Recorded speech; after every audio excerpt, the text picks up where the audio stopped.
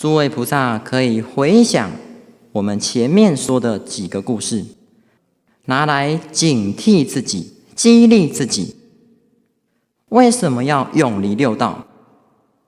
六道轮回太苦了，难道我们还苦不够吗？为什么一定要等到撞得头破血流才要回头学佛，才要觉得我没有能力，我没有依靠？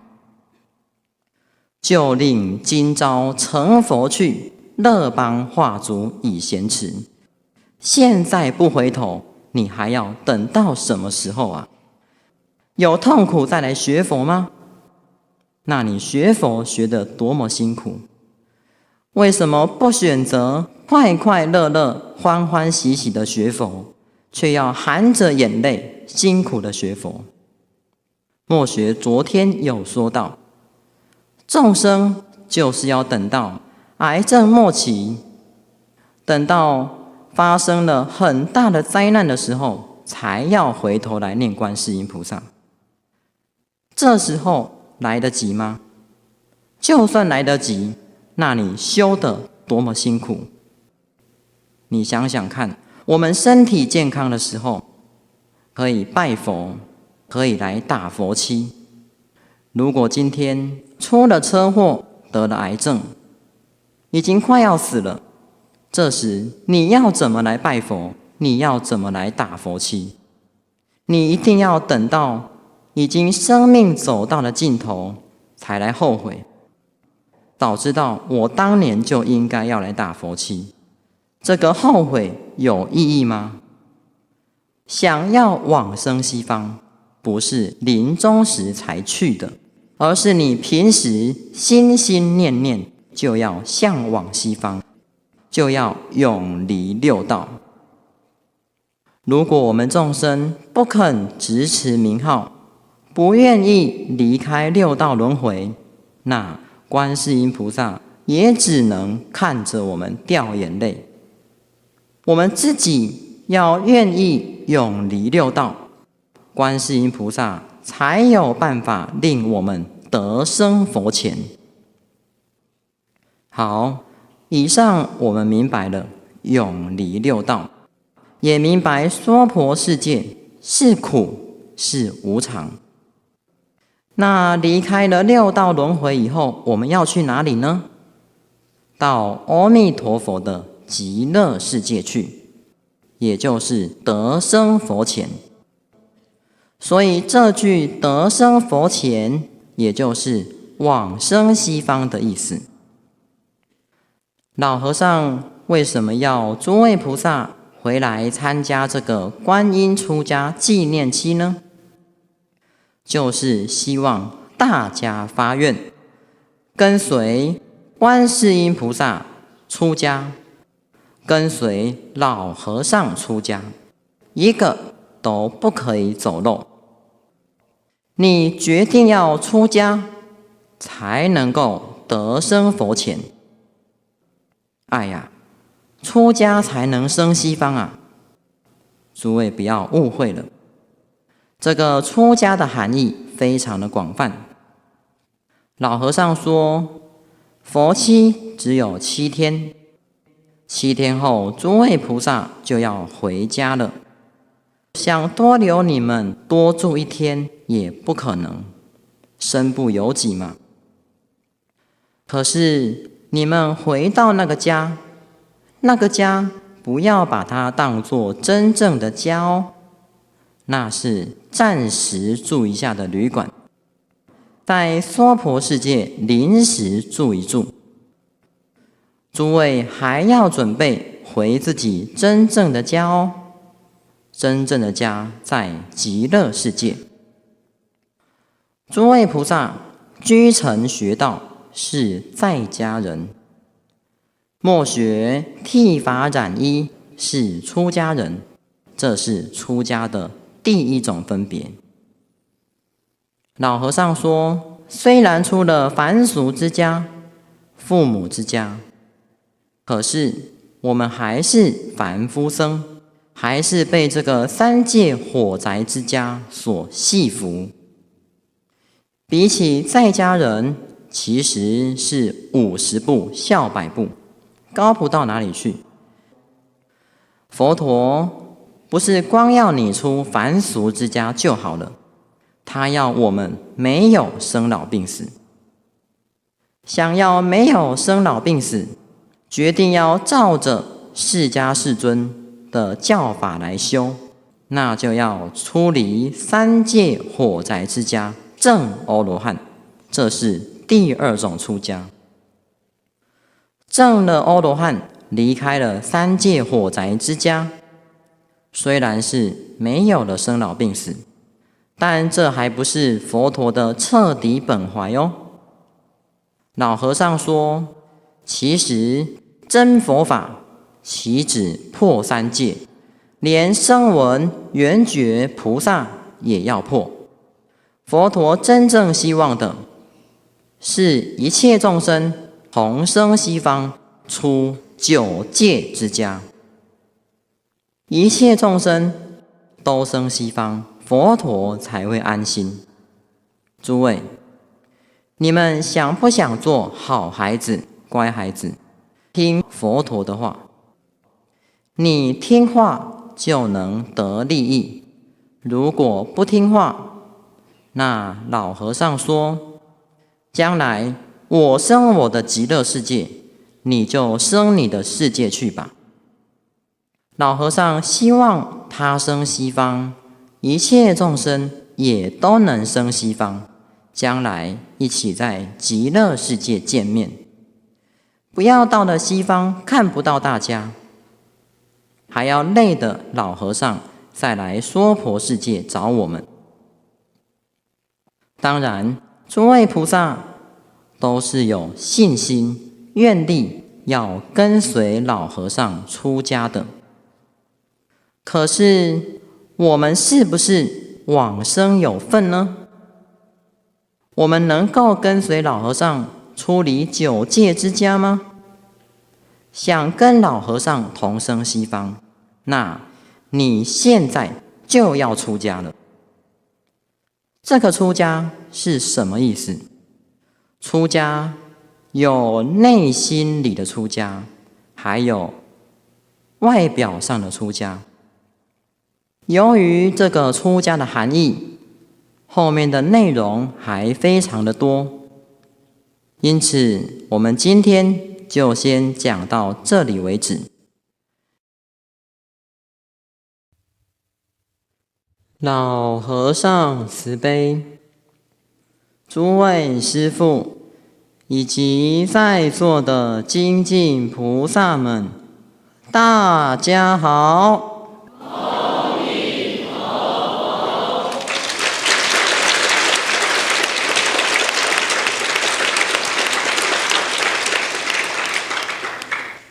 昨天我们说到了观世音菩萨的性具，永离六道，得生佛前。这个得生佛前我们还没有说完。昨天提到，你决定要出家，才能够往生西方。那这个出家的含义是什么呢？出家有内心里的出家，还有外向上的出家。现在末学就把这个出家的含义向诸位菩萨详细的说。我们莲宗第8祖莲池大师曾经做了一个出家4料简，把修行人与世俗人归纳为4种。莲池大师说，有出家者，出家在家者，在家出家者，在家在家者。这是莲池大师所做的出家4料简。莲池大师做这个4料简，有他的痛心。他希望修行人看到这个饲料简能够有所警策，我们也应该要好好的体会。刚才说到的这4种出家，每一种的前2个字，那都是指外在的形象，后2个字是指内心的世界。比如说出家者，就是指身体出家，内心也出家，其他的依此类推。现在我们就先说第一个，身心都出家的出家者。莲池大师说，处于伽蓝，终身精进，无一念懈退者，出家者也。这是莲池大师所赞叹最标准的出家人，最尊贵的僧宝，真正能够担荷如来家业的人天师表。这在历代以来是很多的，如莲池大师、藕益大师，近代的世界和尚王虚云老和尚，还有恩师常赞叹的台湾老和尚王广钦老和尚。他们那种冰清玉洁的品格，护法卫教的卓异苦恨，以及菩萨眉毛拖地的精神，在在处处都让我们感动得掉眼泪。真正是一切众生法身慧命的依止处。然而时当末法，这些善知识都已经离我们而去了。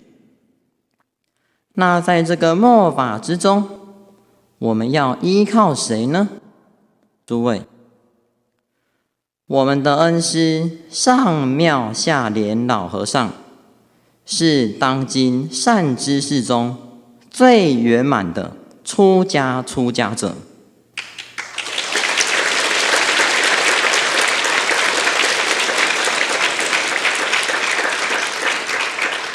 所谓处于伽蓝，终身精进，无一念退堕者。伽蓝就是道场，老和尚不但是处于道场，更是创建道场、住持道场。这个道场真正是有道哦。老和尚从年轻的时候就在香港闭关20年，阅藏念佛，勤修20次般舟三昧。后来来到了台湾，为了创建道场，为了接引信众、教导弟子，半夜12点，关房内的灯还是亮着。可是隔天2点45分打板，老和尚还是照常陪着常住大众上早课，10几年来都是如此。就是到了921大地震之后，老和尚80岁了，他还说，为了一切众生，我赴汤蹈火也要重建灵岩。已经生重病了，却还发愿要闭3年的法界关，为法界众生礼佛求忏悔，乃至已经跌伤了腿，明明身体体力不行，精神也不够，却还是常时硬撑着要上来看诸位。为的是什么？为的只是众生。当然，诸位菩萨看到老和尚上来同诸位讲开示，诸位心中都很欢喜。可是默学看着老和尚出去，看着老和尚回来，却感到心痛啊！唉，为什么佛菩萨那么慈悲呢？已经这么辛苦了，为了众生，甘愿把自己的生命牺牲掉，以自己的生命来布施给众生。所以诸位菩萨看到老和尚上来，不是欢喜而已，更应该感恩。老和尚从年轻的时候精进到现在，这一路的菩萨道是顺利无阻的吗？不，之中有种种的磨难，使老和尚伤心难过。纵观老和尚的一生，无非是为众生付出，为众生而受苦。不要说舍弃身外的名闻利养，老和尚连自己的色身都舍了，以自己的色身来为众生担业受苦。虽然是那么的辛苦，但是老和尚还是愿意为一切众生而注视，始终未曾退失他的菩提心愿。在座的诸位师父，乃至想发心跟随老和尚出家的居士大德们，大家要学啊，学习一代高僧的行仪。自己的师父还有什么学不到的？你能够学到老和尚的一点点，告诉诸位，你的成就已经是不可思议了。古人说：顺何人也？与何人也？有为者亦若是。希望大家都要好好的学习，做一个真正能让众生依靠法身慧命的僧宝，出家者。好，以上我们明白了什么是出家者。再来说出家在家者。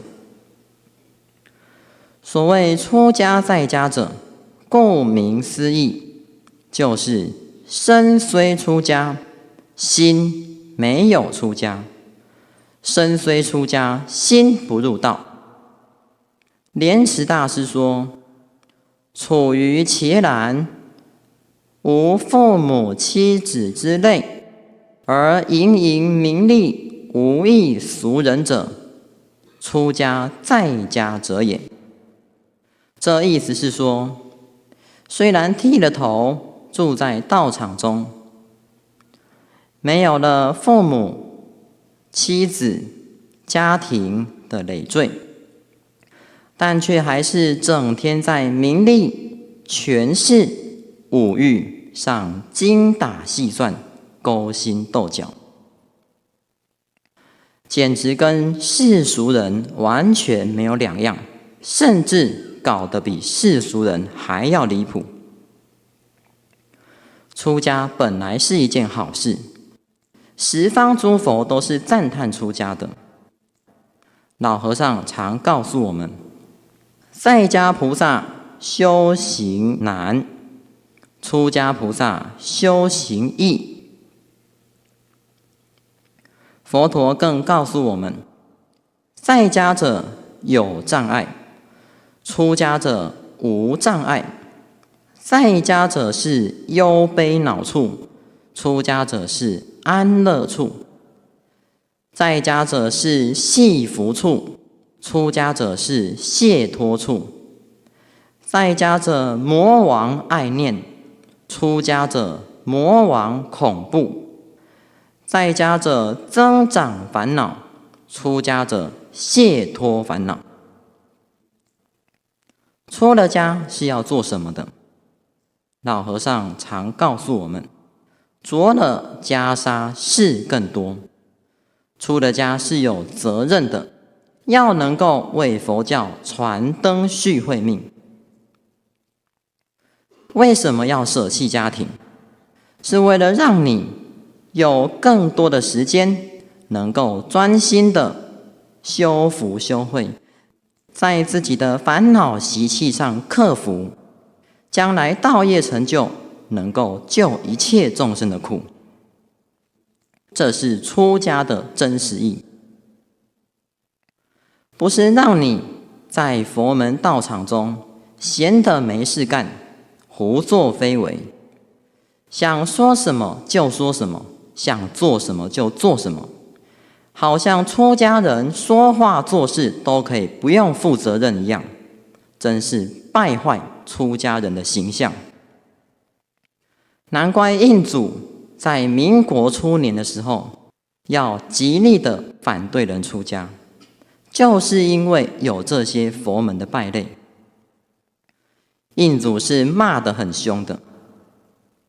印祖说：若或稍有信心，无大志向，欲借为僧之名，游手好闲，赖佛偷生，名为佛子，实是昆明。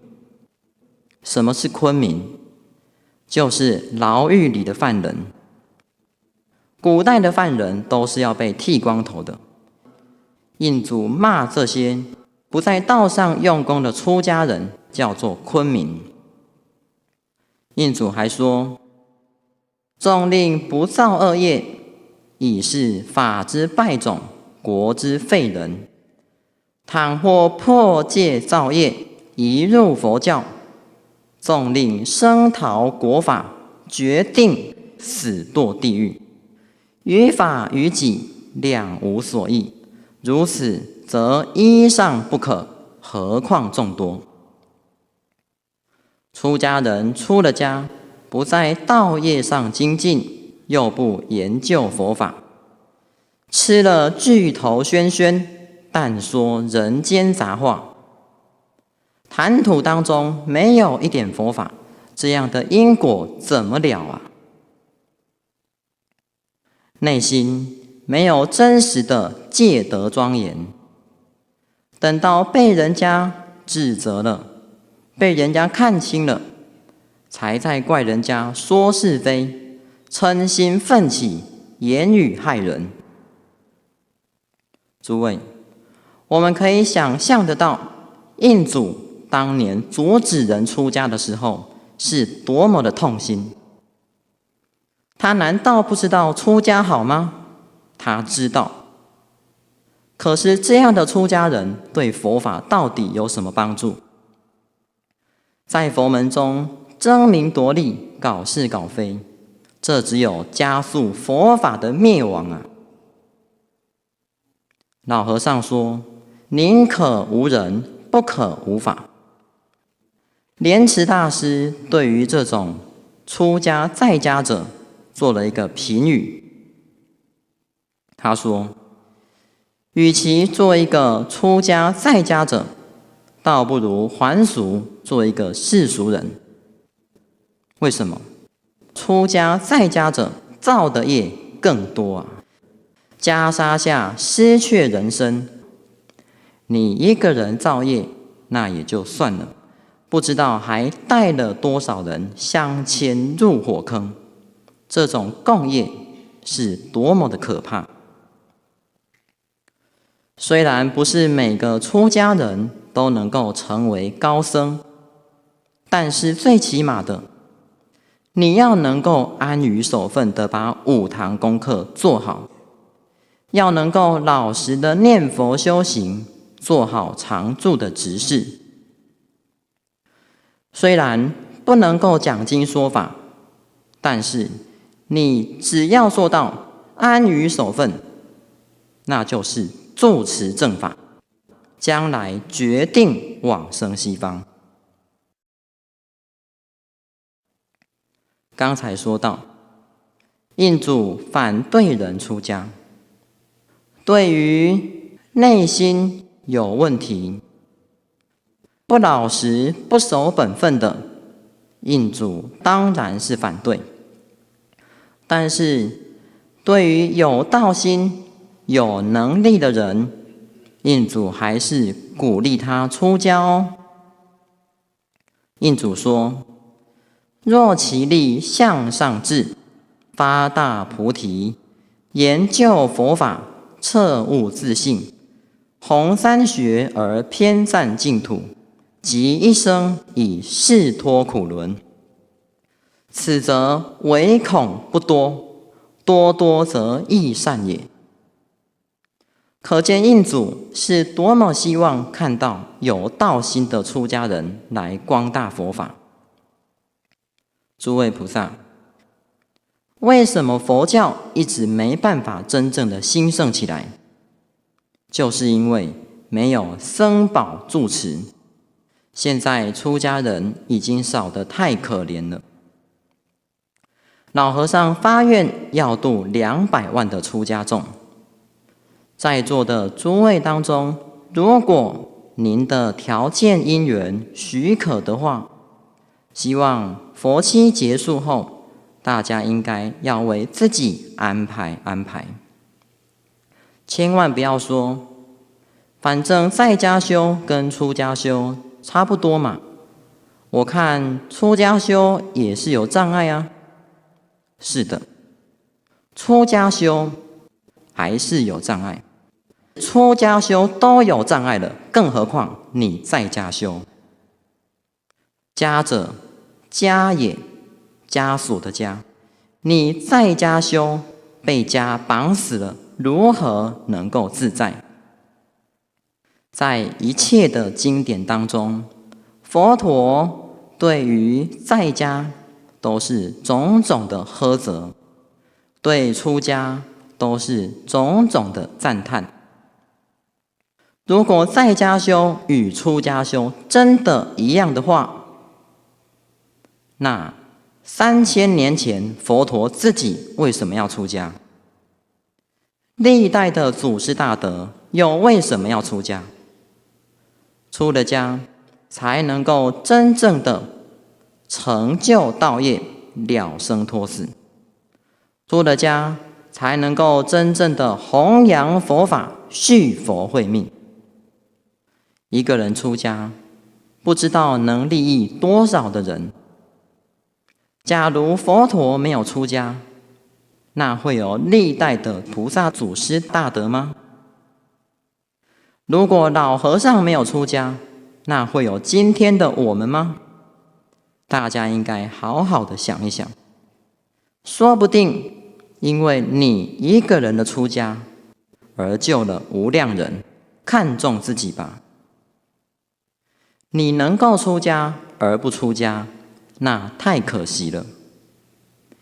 你有能力，对佛法有信心，那就赶快加入出家的行列，为佛教、为道场尽你的一份心。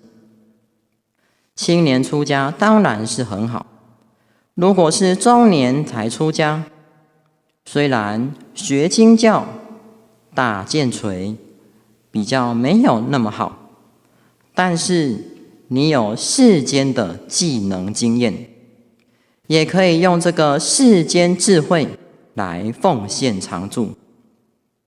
别人的福德智慧是因为你的协助而有，那你也就有福慧了。能够这样修福修慧，把一切功德回向西方，功德一样是不可思议。佛法是大家庭，什么样的人才都需要。诸位要发心哦，不但自己发心，也要劝有因缘的人能够发心。不过要记住，好的人你才劝他来，不好的人那就不要了，否则反而害了佛教。好，以上我们说完了出家在家者，也明白了出家的重要性。可是如果我很想出家，但是年纪已经大了，或者是家庭的环境因缘真的是没有办法，那要怎么办呢？佛法有无量方便门，现在再来说在家出家者。莲池大师说，处于俗舍，具有父母妻子，而心恒在道，不染世尘者，在家出家者也。这意思是说，一个人虽然处在世间的滚滚红尘里，上有高堂，下有妻子，又要张罗家庭中的一切，但他还是能够朝也阿弥陀，暮也阿弥陀，假饶忙世间，不离阿弥陀，内心始终能够保持在道业上，不去沾染世间上的五欲六尘。就好像唐朝时的庞蕴居士，还有佛陀时代的维摩诘居士，他们都是在家出家者的最好模范。所谓虽为白衣，奉持沙门戒法，事有妻妾，常修梵行。其实诸位菩萨在世间上能够学佛，这的确是很难得的，也的确是非常的不容易。要应付世间上的一切，还要拨时间用功修行。老和尚说，在世俗那种五欲的大染缸里面，怎么能够染得出白布呢？在尘劳里，你每天六根所接触的都是世间上那些污浊邋遢的境界。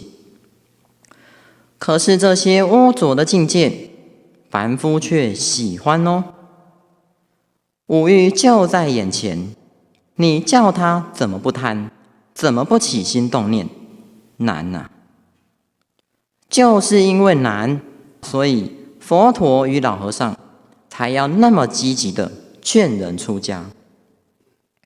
有很多人虽然有好的善根、福德、资质，可是他没有出家，到最后他的善根还是被五欲所淹没了。就好像一块好木头泡在水中泡烂了，是那么的可惜。在家修的确是难，但是难就不做了吗？难就让它随顺着生死轮回下去吗？学了佛，不要一点目标都没有。难道你在六道轮回还苦得不够啊？你要告诉自己，我虽然身体没办法出家，但是我的内心决定要出家，我的身口意决定要同出家人一样。谁说在家人就一定要去争名夺利？墨学也曾经看过，置名利生死于度外，一心为佛教的在家人呢？这在历史上是很多的。你去翻翻净土圣贤录，有哪一个在家居士是同人家争名夺利的？没有。你要是真的有道心，有千古品格，那五欲在你面前，你一点感觉都没有，你也没有心情把时间放在五欲上面。家人的恩爱迷情也迷惑不了你。为什么？如少水鱼，斯有何乐嘛？求生西方都来不及了，还有什么时间去追求那些眼前空花般的五欲？你不要说五欲来迷惑我，家人对我太好了，所以我放不下，那都不是理由。身体难道不是自己的吗？眼睛、耳朵、嘴巴难道不是自己在控制吗？脑筋里面的思想难道不是自己在主张吗？是你自己要执着五欲，而不是五欲来迷惑你。问问自己，我是不是明明知道烦情会害了自己，却还是喜欢烦情的感觉？如果你的内心真正出家了，虽然外表还是在家人，但是你的身口意决定同世间人不一样。内心要不要出家，那就要看自己了。诸位菩萨，如果你的身体不能出家了，你的内心还不出家，那将来怎么往生西方？赶快出家吧！明白了这个道理，那就从最基本的五戒开始做起。五戒守好了，再进一步的做到菩萨戒，身口意都不造杀盗淫妄。在家里要孝顺父母，要兄友弟恭，敦亲睦邻；在外面要对国家尽忠，于世间上巧把尘劳为佛事，时时的念佛回向西方。能够这样做到，那就是在家出家者。虽然是在家人，但是有出家人的内心，有出家人的行为，这是最标准的佛弟子。佛弟子是国家的第一等良民。何止是第一等良民？你是观世音菩萨心中最欣慰的乖孩子，将来一样也能往生上品。好，以上说完了在家出家者，再来说最后一个在家在家者。之前在讲出家在家者时有提到，出家在家者就是身虽出家，心不入道。同样的，这个在家在家者，也就是在家修行，心不入道。虽然挂名着是在家佛弟子，但是没有佛弟子的行为，没有佛弟子的智慧。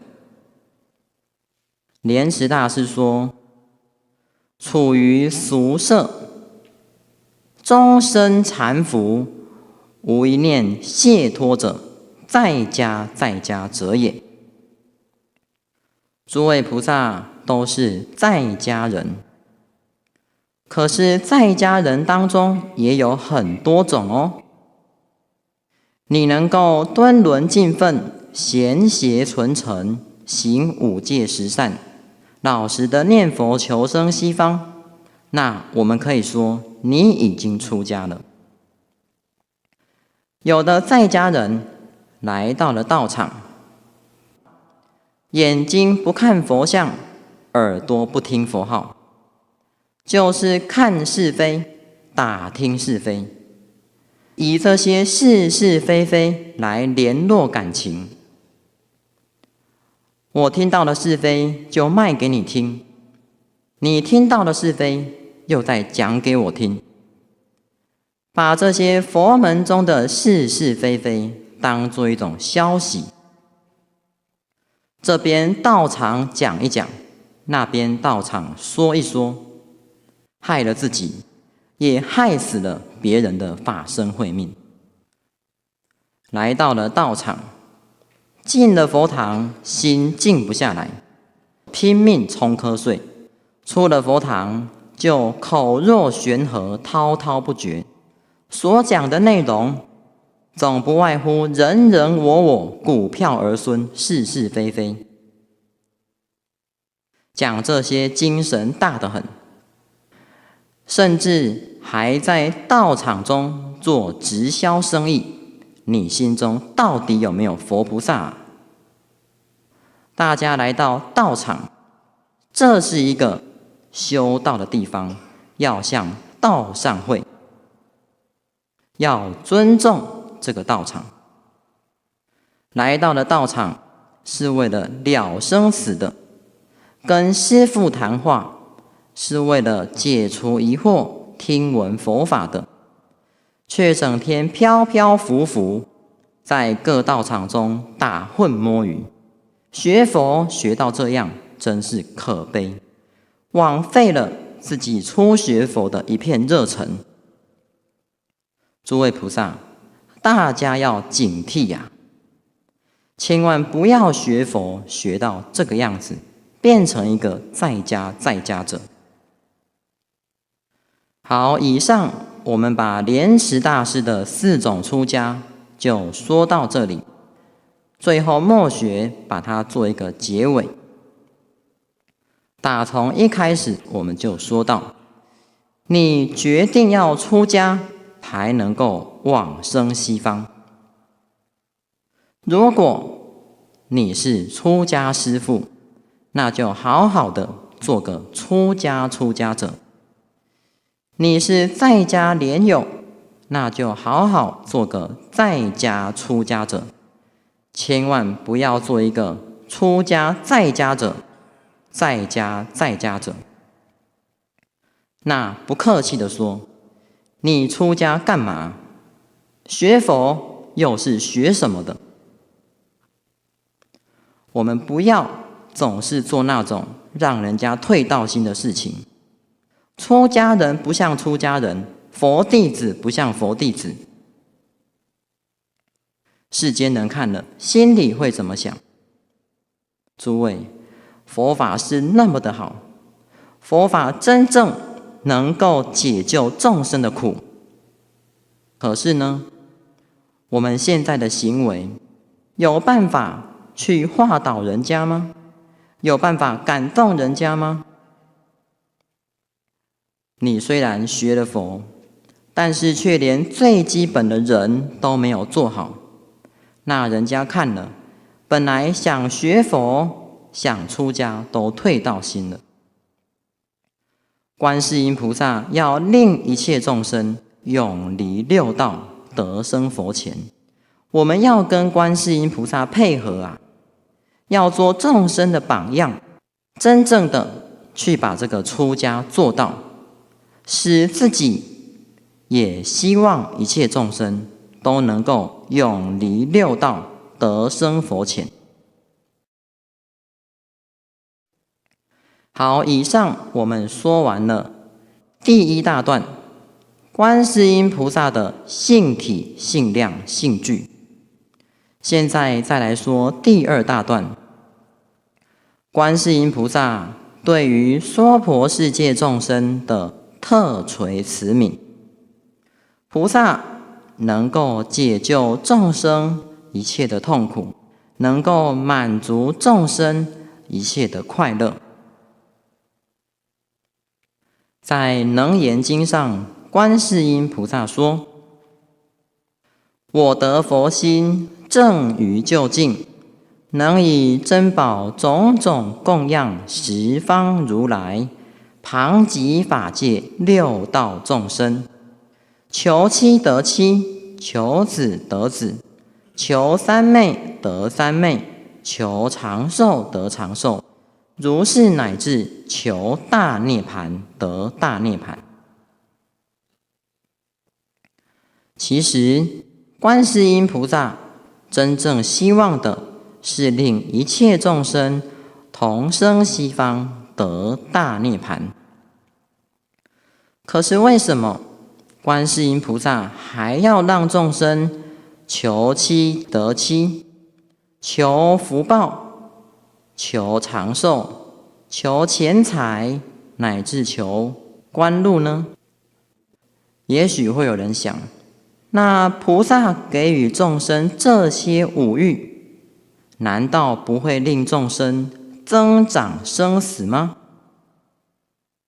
当然不会。要知道，你自己去求来的五欲，跟观世音菩萨给你的五欲是不一样的。自己强求来的五欲，会增长生死，增长六道轮回；而观世音菩萨给你的五欲，能够帮助你道业成就，帮助你了生脱死。也许会有人想，同样都是五欲嘛，为什么有这样的分别呢？蕅益大师告诉我们，以菩萨所有一切变现，皆是真如甚深之用，皆合涅盘清净妙德。观世音菩萨所给众生的一切，都是与真如法相应，都是菩萨清净心性具的自在业用，所以这些清净的功德不会害了众生。要知道，我们娑婆世界的众生刚强难化，难调难服，不是你向他说几句话，他就会听你的。而且娑婆世界的苦难特别的多，所以想要度化娑婆世界的众生，不能用一般正常的方法，要为众生设立无量无边的方便，更要为众生做种种的牺牲。这就是观世音菩萨令娑婆世界众生千处祈求千处应的原因。现在我们就正式来说明这第二大段的文句。我们先说第二大段里面的第一小段，悲愿拔苦。所谓无见众千，禅心恶极，莫能救济，悉使消除。所谓无见众千，这是指六道轮回中最痛苦的地狱、恶鬼、畜生。造什么业会堕三途呢？诸位菩萨要听好了：杀生、偷盗、邪淫、两舌、恶口、妄言、绮语。当然，杀盗淫妄是堕落三恶道的因，这是每一个佛弟子心中都很清楚的。却还是有很多佛弟子，包括我们自己在内，还是不断的造着杀盗淫妄的恶业。为什么？因为对于三恶道的苦还不够了解，众生从来没有想过，随顺自己凡情所造下一时的杀盗淫妄，将来会受到多大的痛苦。现代末学就依经典大略的把地狱的苦描述一下。所谓无间，就是指无间地狱、阿鼻地狱，也就是八热地狱的最后一个，就在娑婆世界的正下方。在无间地狱里面有7重铁城，梁皇宝忏上说，城中苦事无量无边，苦中苦者即在此城。也就是所有地狱的痛苦，在阿鼻地狱、无间地狱里面全部具足。不过当然，随着众生再生的时候，所造的恶业不同，所感召的地狱之苦也就有稍微的差别。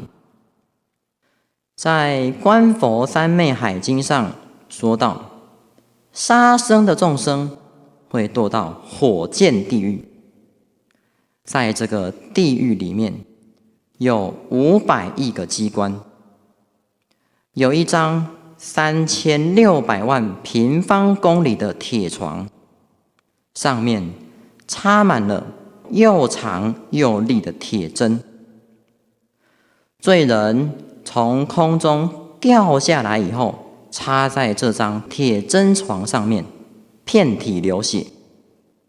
这样还不够，铁针与铁针的缝隙之间还有100万亿铁弓箭，每一支铁箭上面都有10000亿锋刃，然后无量铁箭一时齐发，射罪人心，一日一夜600亿生死。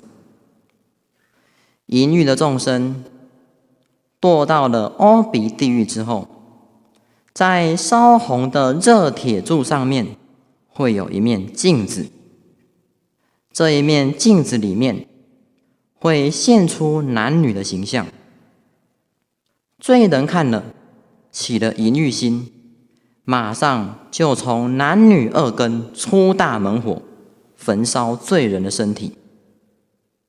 这时空中无量的热铁刀轮像下雨一样直劈罪人的头顶，从头而入，从足而出，脑浆迸散，血肉模糊，一日一夜900亿生死。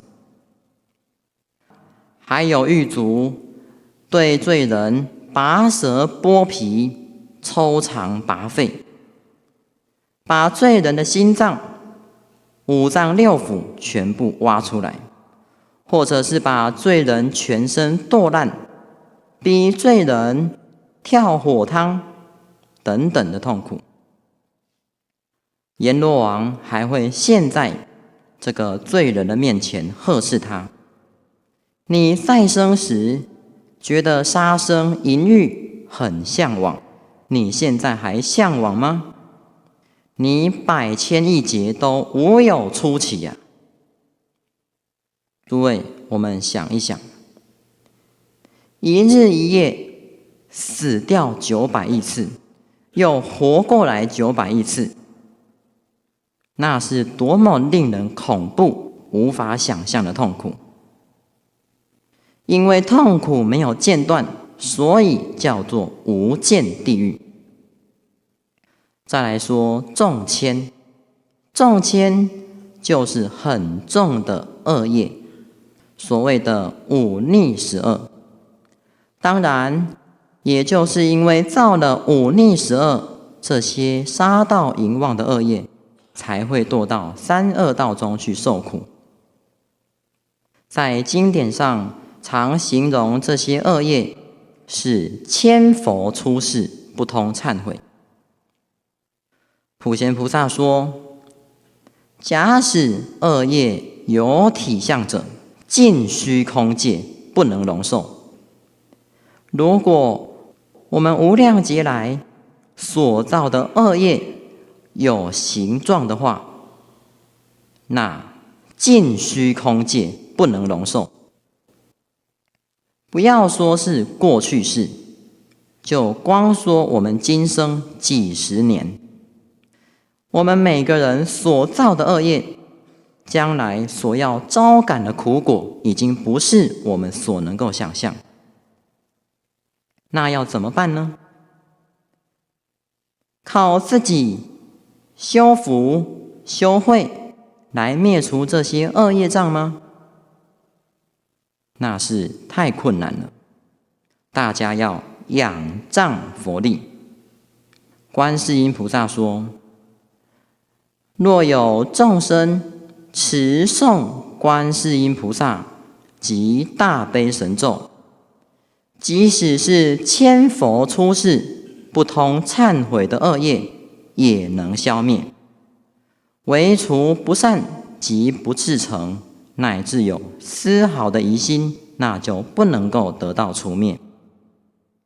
不管是现生乃至过去世所造的一切恶业，只要你至诚的念观世音菩萨，向观世音菩萨忏悔，都能够消灭。那如果已经堕到了阿鼻地狱怎么办呢？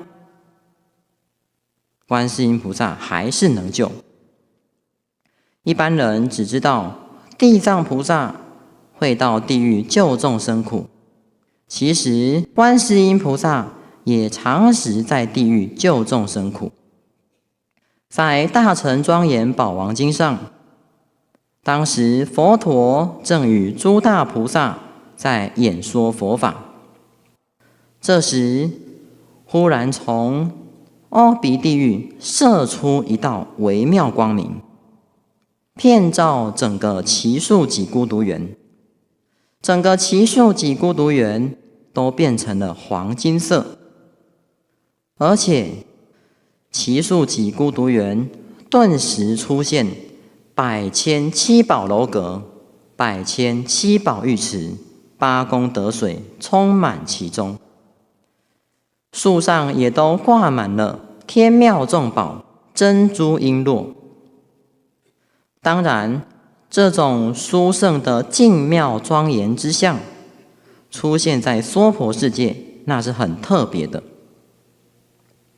这时，除盖藏菩萨就恭恭敬敬地站起来，请问释迦世尊：佛陀啊，今天是什么因缘？为什么从地狱放大光明呢？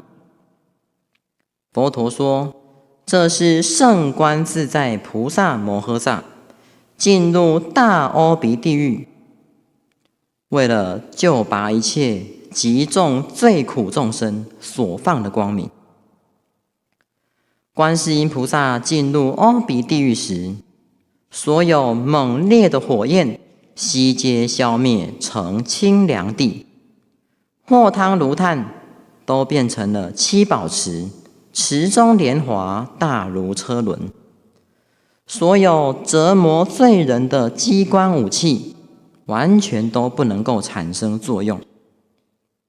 阎罗王知道是观世音菩萨来了，便赶快到菩萨面前顶礼皈依，供养赞叹。阎罗王说：归命莲华王，大悲观自在，大自在吉祥，能施有情愿，具足威神力，降伏及报恶，暗去为明灯，读者皆欢喜。示现百千臂，其眼亦复然，具足11面，智如四大海。其福智庄严，入于阿鼻狱，变成清凉池，诸天皆供养。观世音菩萨救度完了阿鼻地狱的众生之后，这时除盖藏菩萨又请问佛陀：佛陀啊，观世音菩萨他会来参加我们今天的法会吗？佛陀说：观世音菩萨从阿鼻地狱出来以后，又再进入恶鬼大城。所谓恶鬼大城，就是关闭恶鬼的地方，里面有无数百千恶鬼。这些恶鬼都口吐火焰，燃烧自己，肚子像山一样大，可是喉咙却像针一样细。这时，观世音菩萨准备要进入恶鬼大城了，而在城门口有2个守门的狱卒，身体非常的高大，手上拿着热铁棍。这2个狱卒长得非常的丑，眼睛是血红色的，而且还凹下去。虽然他们的心暴虐残酷，没有一点仁慈，可是当他们看到观世音菩萨的时候，都流下眼泪，都升起了惭愧心、忏悔心，他们都不愿意再继续守护在这个地方。这时，观世音菩萨便起大慈悲之心，从手指、脚趾都流出甘露水，乃至无量全身的毛孔都流出甘露水。这些恶鬼喝到了甘露水之后，都马上喉咙宽畅，身相也都变成端正圆满。然后菩萨又再变现出种种殊胜的饮食，令他们得大饱满，救了他们摄身的苦之后，观世音菩萨又在为他们演说微妙佛法，令这些恶鬼都能够断除烦恼业障，往生到极乐世界，成为菩萨，名为随意口。观世音菩萨救度完了恶鬼大乘的众生之后，又再继续到他方世界救苦救难。由这里我们就可以知道，其实观世音菩萨也常时在地狱恶鬼畜生为众生解苦。这时佛陀赞叹：此观世音菩萨救度无量不可思议众生，从来未曾休息，巨大威德，超过十方诸佛。你看，观世音菩萨的慈悲力、威神力是何等的不可思议，能够拔除众生甚深的业障与痛苦。以上是讲无间众牵，再来说禅心二极。这一句是在说明观世音菩萨能够救众生色身乃至内心一切的痛苦。我们先说心病，这个禅心二极是无间众牵的根本。古人说心为业主，心是一切万法的根本。就是因为我们的心有病，所以今天才那么苦。内心的贪嗔痴会发动我们的身口意去造杀盗淫，而招感三途恶道之果。众生的心病了，而且还病得很严重。老和尚说，我们的心本来是大智慧光明藏，可是自从一念失圆明，8万尘劳俱作弊。这些84000的尘劳烦恼，把我们的心缠得死死的，透不出一点光明。所以佛法讲无明，就是指这个禅心二极。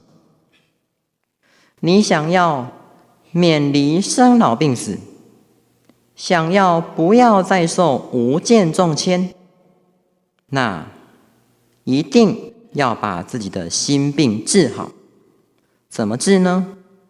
老和尚常教我们：若有众生多于淫欲，常念恭敬观世音菩萨，便得离欲；若多嗔恚，常念恭敬观世音菩萨，便得离嗔；若多愚痴，常念恭敬观世音菩萨，便得离痴。淫欲、嗔恚、愚痴，这是一切众生，尤其是我们末法众生最严重的病。虽然是那么严重，可是菩萨还是能救。观世音菩萨说：恶世浊乱法灭时，淫欲火盛心迷倒。若能称念大悲咒，淫欲火灭邪心除。虽然我们的烦恼坚固如大山，但是这句观音圣号就好像金刚摩尼宝一样，能够破坏一切，而不为一切所坏。再重的心病，菩萨都能够救。也许会有人想，断烦恼应该要靠自己用智慧去断嘛？因为烦恼是在我们的内心，怎么可能念观世音菩萨就能够断除烦恼呢？这不合乎因果嘛。哎呀，怎么前面说了那么多，到现在还有这样不正确的想法？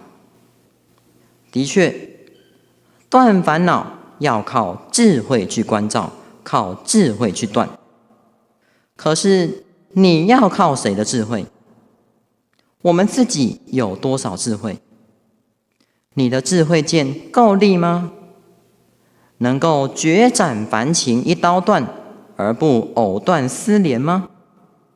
之前说过，我们不要总是走到了生命的尽头，才要回过头来求佛菩萨。印主常说，要信，信什么？信我是业力凡夫，决定不能仗自力断惑正真，了生脱死。信佛有大誓愿，我若通身靠倒，一心归命，至诚称名，佛必垂慈接引，带我去西方。这句观音圣号就是万德洪名。什么叫做常念？法治大师告诉我们，今称常念，即是正念。体达烦恼性无所有，如此正念非是智慧，更何处觅智慧？离开了这一句观世音菩萨，你还要去哪里找智慧？只要你念，有烦恼一来，你就大声的念，念的当下，就是大智慧、大光明藏，最锋利的般若智慧剑。以菩萨的智慧来作为自己的智慧，那还有什么不能够断的呢？决定可以。因地心气果地觉，转凡成圣了嘛。再说，烦恼是在我们心内，那难道观世音菩萨是在我们心外吗？这是不明白性具的道理。观世音菩萨也在我们心内，自心观音，断自心烦恼，有什么妨碍？不但没有妨碍，不但是符合因果，而且是最殊胜、最方便的因果。以上是讲禅心二集。由于时间的关系，我们后面观世音菩萨如何治众生的禅身二集，就留待明天以后再说。